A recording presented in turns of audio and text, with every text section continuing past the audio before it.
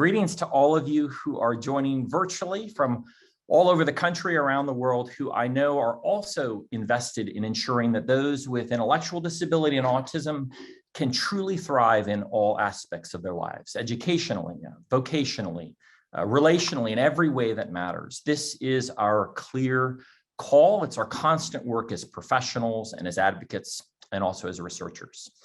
Now, my own work focuses on supporting youth with intellectual and developmental disabilities who are right on the cusp of adulthood.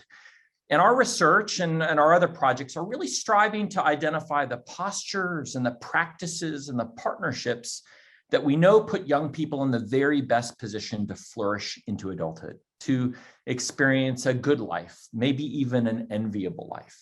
And so I'm excited to share just a few reflections on the importance of shifting our lenses during this period of transition so that students with cognitive impairments become known for their strengths and recognized for their contributions. And so bear with me a bit as I circle a little bit to land at this really key conclusion. So let me begin by making a simple observation that sets the stage for a lot of the discussion that will follow. And it's this: the presence of a disability is not at all a reliable predictor of people's aspirations for their lives. Right? In other words, there's no really separate set of dreams for young people with intellectual and developmental disabilities. Young people, youth, adults, young adults, they tell us they want the very same things as anyone else, right? A satisfying job, a close relationships, a comfortable and safe place to live, a college degree, involvement in their community, a chance to give something back in some way, friends they can count on, someone to love and who will love them back, a say in their own lives, and maybe even an influence in some way on the lives of others, an opportunity to be part of a caring faith community, and a killer future in some way to look forward to. And maybe all this sounds anecdotal to you, but I often joke that the plural of anecdote is data, right? Lots and lots of anecdotes form patterns and tell us something about how people in general feel. They're going to ask questions, and you know. A number of large-scale studies and surveys affirm the very same point that I just shared. So consider just a few findings from some national longitudinal transition studies. A striking 95% of youth served under the special education category of autism say they expect to have a job in the early years after graduation. And the same is true for 94% of young people with an intellectual disability. They don't have dreams of unemployment or underemployment. They don't aspire to piece rate wages or sheltered workplaces, and they don't envision for themselves a lifetime of exclusion from the workforce. They have gifts to bring to the world, and they want to bring it. In the area of college aspirations, 3/4 of youth with autism expect to obtain some type of post-secondary education after high school. Half of young people with intellectual disability expect the same thing.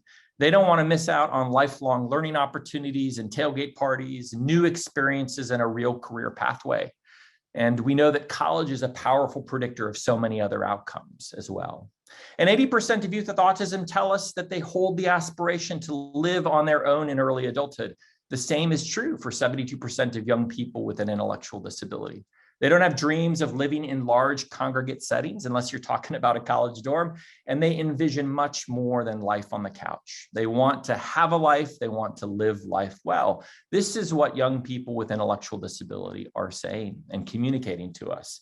And yet in each of these areas that I've talked about, there are striking gaps between the aspirations people hold and the outcomes or the experiences they have. Enduring gaps that extend back many decades, persistent gaps in the areas of employment, for example, where we've struggled to cross the 20% employment mark for those with intellectual disability. There are gaps also in the area of college entry and ultimately college completion as well. So many young people who want to pursue lifelong learning opportunities struggle to find the opportunity or support or encouragement to do so. And those gaps also persist in the areas of residential living as well. It's a lot of data to go through really quick, and you'll have access to those in the slides as they're recorded. My point is that it raises the question of what stands in the way of a good life for so many young people. And our response, at least historically, has been to suggest or intimate in some ways that the primary barriers to these everyday outcomes lie within young people we teach or serve or love. That certain students simply lack the skills or the knowledge or the attitudes or abilities in some way to participate fully in the life of their community. And such a view leads to low expectations, to a constrained vision of what might be possible. And our expectations matter immensely. In fact, I think one of the most powerful forces in changing outcomes, not just during the transition period, but into adulthood, turns out to be those expectations that we as professionals or parents or others hold. And even a cursory glance at the history of our field shows this. When people held expectations for those with intellectual disability that others thought were impossible, that's when the landscape began to change and continues to change. And you think back at the history of our field, many of you who've been part of this for a long time, remember there was not a time not long ago in my own lifetime when people wondered whether certain children really could learn and should go to the typical schools. But then there were parents and teachers and other professionals who were absolutely certain that they could, and they proved that was possible. And these certain children were often those who had cognitive impairments. When people wondered whether certain adults would have anything meaningful to contribute in the workplace, well, then there were job developers and agencies and employers who were certain that they would have something to contribute, and they proved that was possible.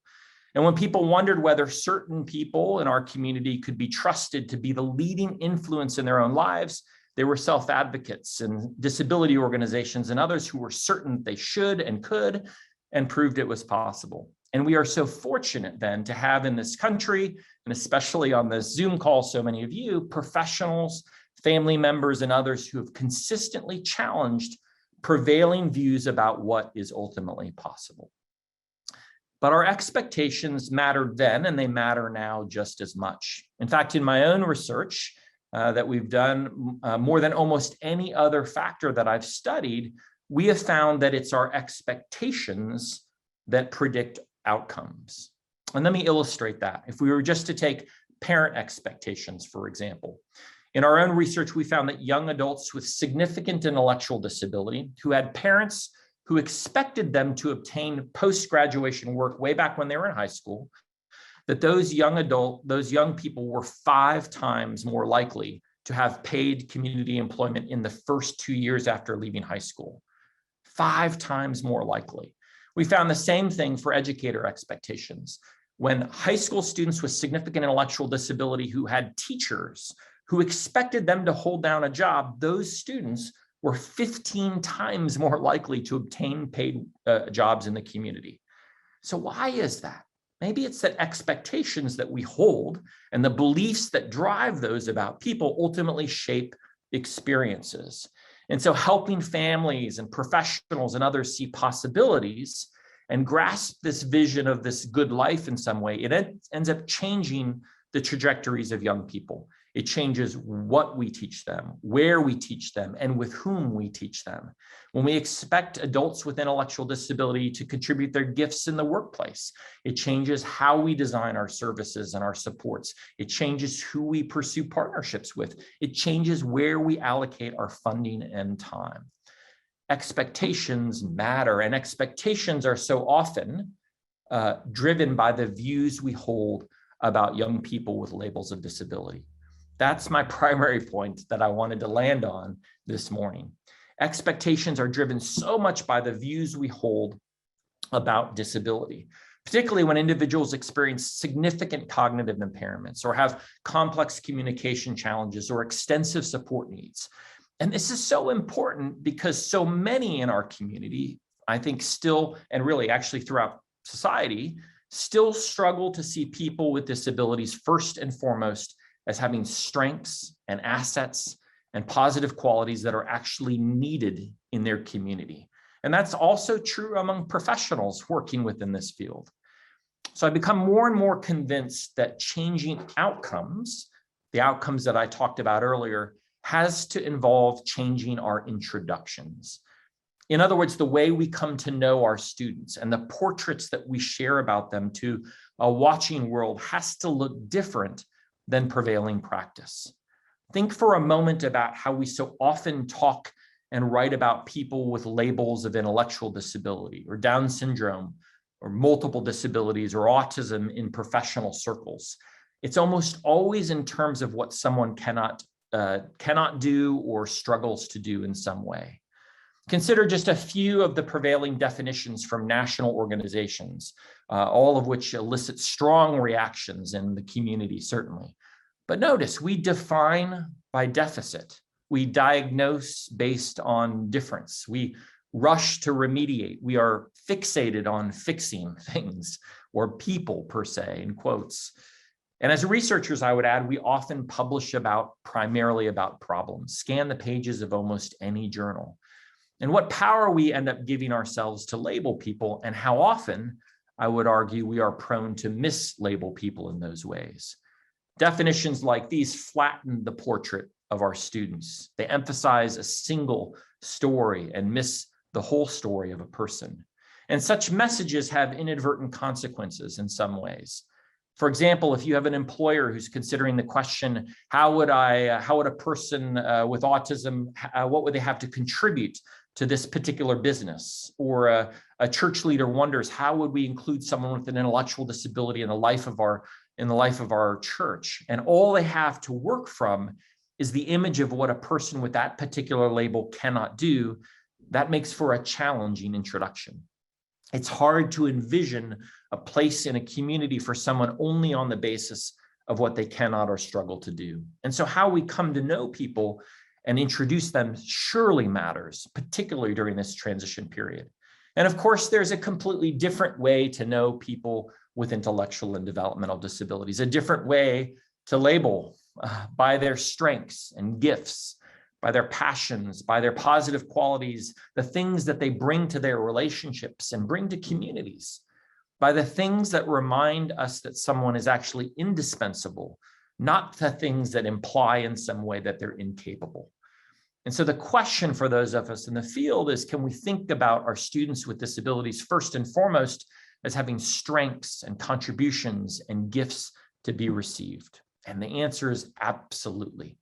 And let me illustrate this point with some data that's drawn from a couple of our studies that we've done over the last 5 or 6 years. Several years ago, we conducted a mixed method study. It involved more than 400 parents of transition age youth and young adults with intellectual and developmental disabilities. As is common in many of these studies, we asked those parents to complete an assessment related to their daughters and their sons. But this particular assessment was different. Didn't ask about the multiple areas in which their child struggled, didn't ask about the challenges they experienced.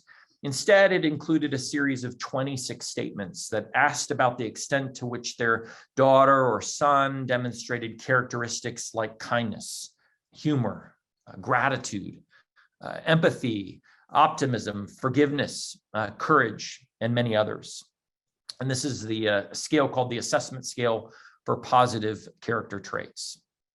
The blue bar is the percentage of parents who described each trait as being somewhat to extremely like their daughter or their son.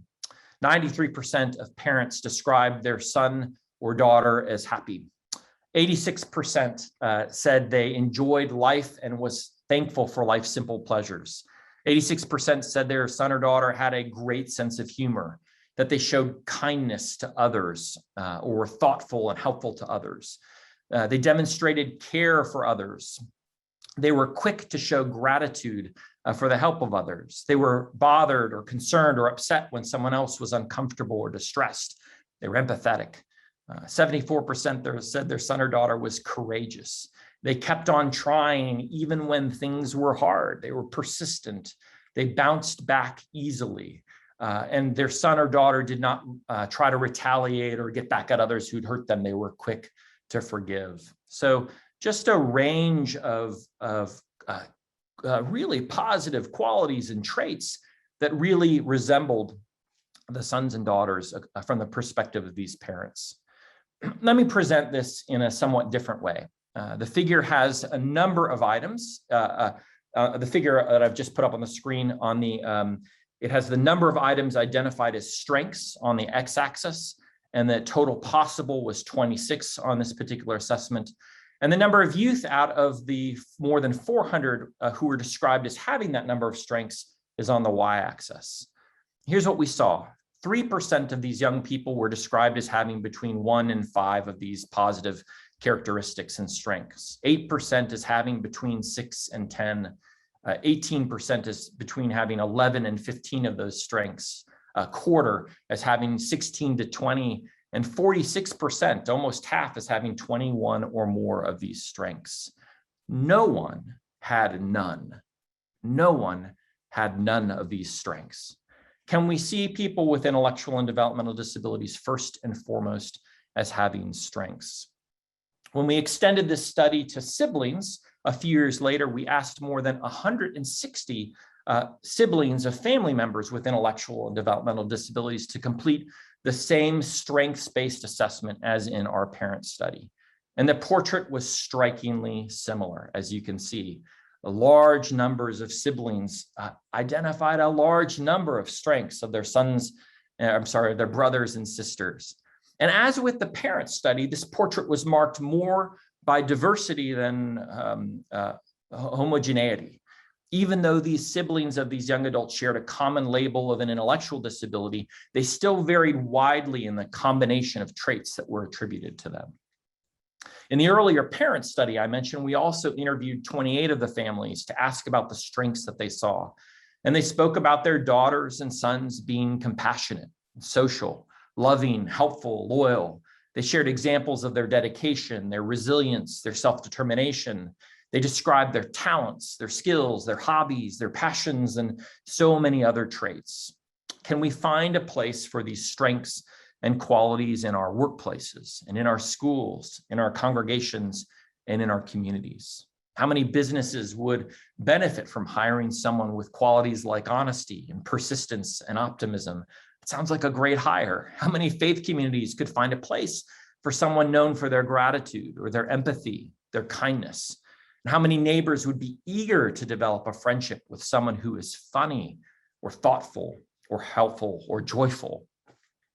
My point in all of this is that our views matter, and our introductions also matter. Findings like these and a growing number of other studies offer an important reminder that professionals and parents should be careful not to perseverate on the deficits and the challenges that people might experience to the omission of the strengths that they might bring to relationships and activities.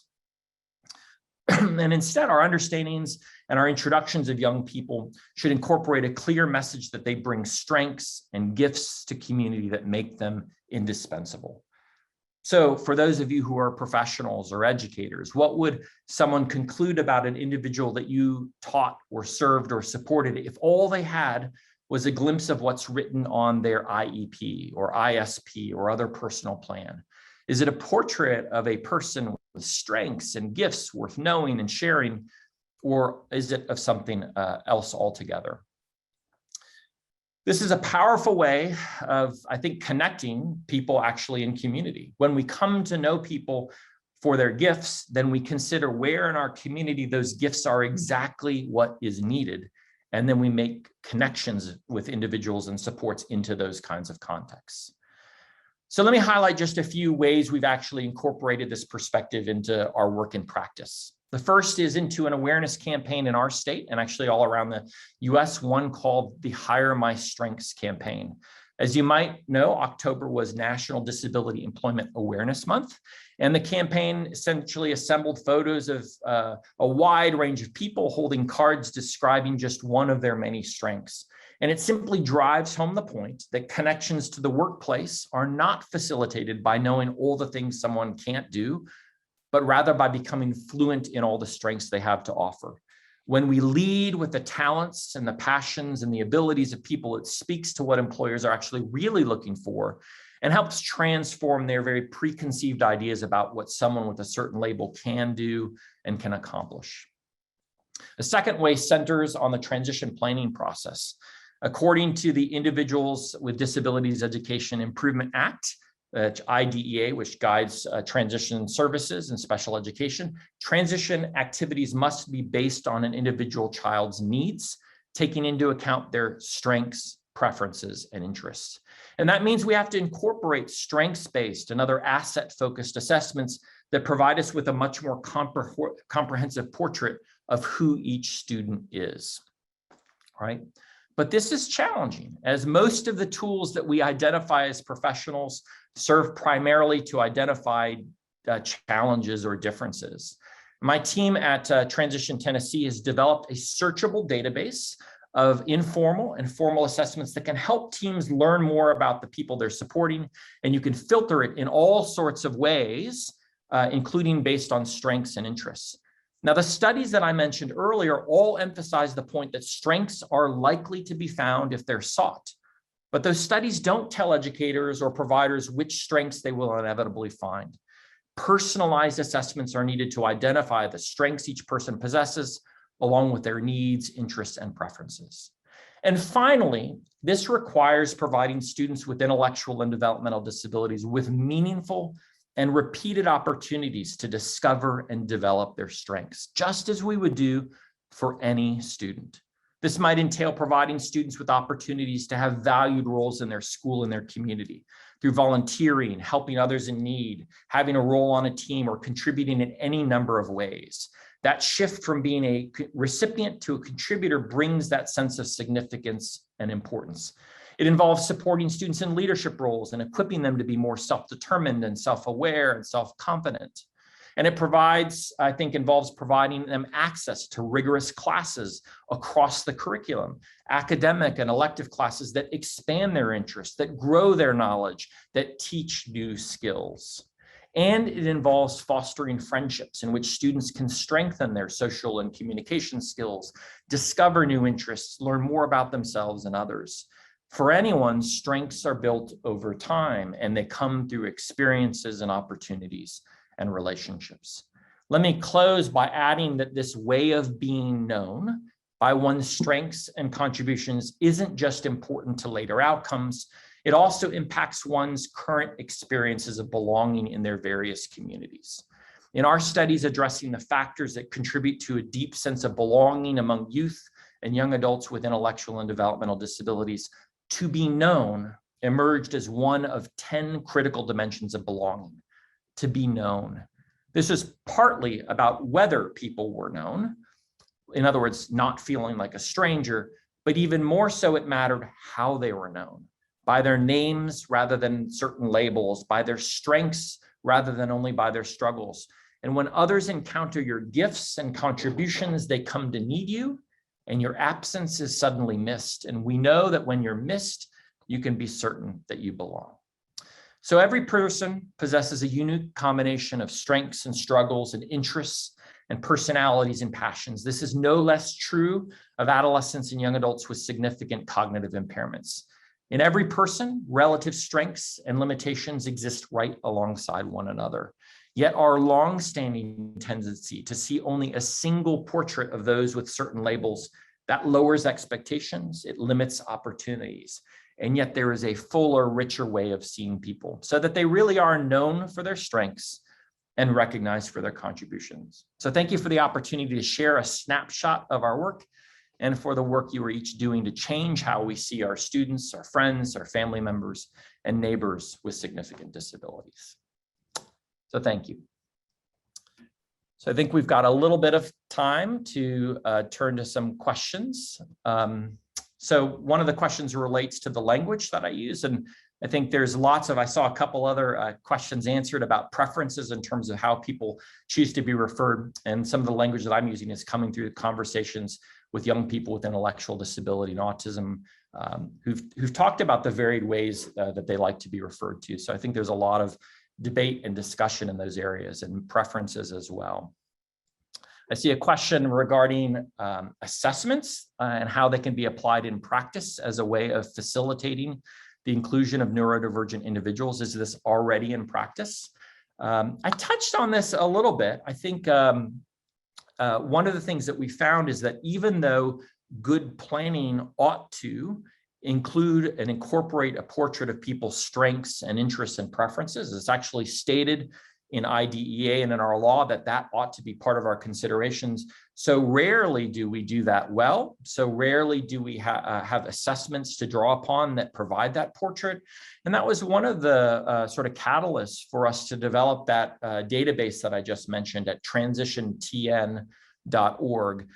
It allows you to actually find assessments that might speak to interest, preference, and strengths in a wide range of transition domains, and to incorporate those into the transition planning that you're doing as well. I would say also, and I didn't get a chance to show this, but we've also created one-page profiles of young people in transition that showcase the things that people compliment them on, the qualities that other people admire about them, the skills that they've developed, and the supports that they would need in the workplace as a way of introducing them to employers, again, leading with those strengths. So there's also a comment about it says, I don't believe IEPs have a section for hopefulness, and they absolutely should. We often overlook sort of the character traits that we hope young people develop. We talk about those for young people who don't have labels of intellectual disability under the context of social and emotional learning, but they're just as important for those with intellectual disability. There's a question about how teachers can best work with guidance counselors and transition coordinators to improve transition outcomes for their students. I think that's beyond what I can speak to in the next few seconds, but I would encourage you to look at our website, transitiontn.org, which really talks about how a team of people can come alongside a student to create this portrait of strengths, to do good quality assessment and high quality transition assessment in partnership with guidance counselors and other adult agencies as well. And then the last, this might be the last one if I can't see Susan, if she'll give me the cue, but there is a comment about funding for supports only based on weaknesses rather than strengths. And this is absolutely a concern. We struggle with this so often as students, young people enter the adult service system. Then you almost have to document your extensive support needs and all of those. So I think that there's some rethinking we need to do about how access to services ought to come to pass. There's policy changes that are needed there, but even in the midst of that, that doesn't mean that we have to put to the back burner this side of an individual in terms of their strengths and potential contributions. But this is an enduring concern in the field as well. The UC Davis Mind Institute was founded in 1998 with the promise to reduce and prevent the disabilities that can be associated with autism and other neurodevelopmental conditions. Every day, our clinicians and researchers make progress on that promise. Our groundbreaking research on autism, Fragile X syndrome, chromosome 22q11.2 deletion syndrome, ADHD, and other conditions associated with disability are helping affected individuals achieve their fullest potential. Please visit our website or our social media platforms to find out more about current studies, upcoming events, and how you can help make a difference.